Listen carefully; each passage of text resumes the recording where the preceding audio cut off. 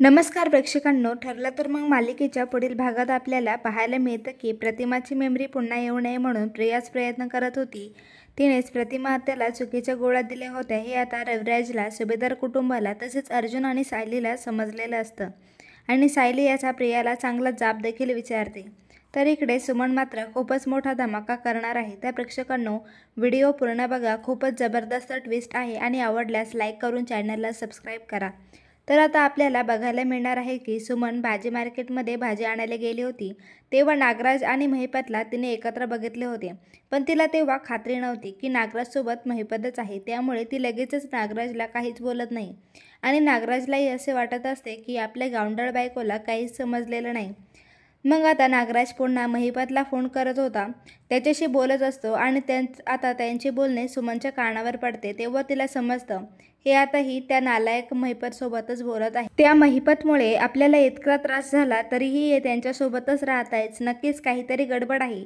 मला यांच्यावर लक्ष ठेवायलाच हवं. यांनी त्याच्या नादाला लागून काही वेडवाकडं करायला नको. त्याच्यामुळे सुमन आता नागराजवर त्यालाही न समजता बारीक नजर ठेवते. आता दुसऱ्या दिवशी नागराज महिपतला भेटायला जाणार आहे हे सुमनला माहीत असते. मग नागराज घरातून बाहेर पडल्यावर सुमनही लगेच त्याच्या मागोमाग जाते. नागराज महिपतच्या घरी जाऊन ते दोघे दारू पित असतात हे बघता सुमनला धक्काच बसतो. मग सुमन नागराजला जाब विचारताना हातात पुरावा हवा म्हणून त्या दोघांचा व्हिडिओ काढून घेते आणि तिथून निघून येते. पण आता तिला काहीच सुचत नव्हतं. तर रविराज आणि प्रतिमाही घरी नव्हते, ते देखील सुभेदारांच्या घरी होते. मग आता घाबरलेली सुमन डायरेक्ट सुभेदारांच्या घरी जाते. तिला असे घामाघूम अवस्थेत बघून कल्पना तिला पाणी देत शांत करते.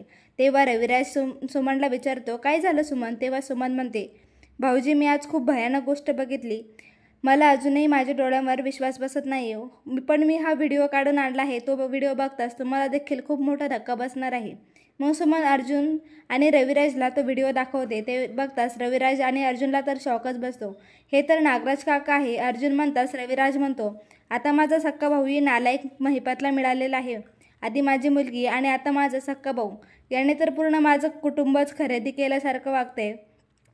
तेव्हा सुमन म्हणते, भाऊजी, मला तर काही समजेन असं झालंय. कधी मुंगीही न मारणारे हे आज त्या महिपत गुंडासोबत बसून दारू पित आहे. तेव्हा सायली म्हणते, हे एकत्र बसून दारू पित आहे म्हटल्यावर यांची नक्कीच खूप चांगली मैत्री असावी किंवा यांची जुनी ओळख तरी असावी. तेव्हा अर्जुन लगेच म्हणतो, बरोबर आहे तुझं सायली.